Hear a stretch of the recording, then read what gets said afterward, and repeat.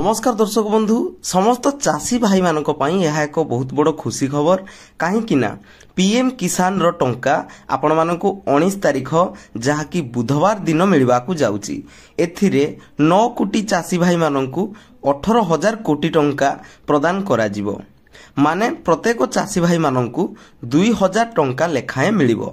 नवेम्बर 19 तारीख जहाँकि दिन 11टा बेले आपणक अकाउंट को यही टंका ट्रांसफर करा जिवो सरकारक जरिया रे, जहा फलरे समस्त चाषी भाई मानकु यही टंका संध्या सुधा क्रेडिट होई जिवो। आपण माने मध्य चेक करि परिबे जहाँकि ऑफिशियली मध्य नोटिस आसी सारिछि।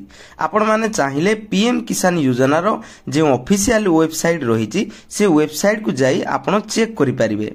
एहा एक्चुअली पूर्वरु मिली जिबा कथा, जेहेतु बिहार रे निर्वाचन विधानसभा रो निर्वाचन थिला, नुआपड़ारे मध्य निर्वाचन थिला, सेथिपाई एही पैसा को स्थगित रखा जाइथिला।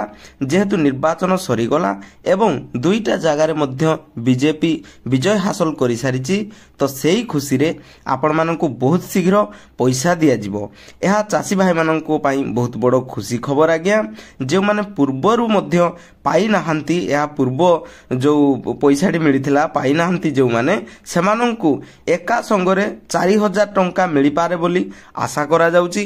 तो दर्शक बंधु एही इनफॉरमेशन टी जदि भल लागिची ताले वीडियो टी को गुटे लाइक करबा सहित चैनल को नुआ हितले सब्सक्राइब करनियंतु, जहा द्वारा एही भली इनफॉरमेशन आपण सर्वप्रथमे पाई परिबे।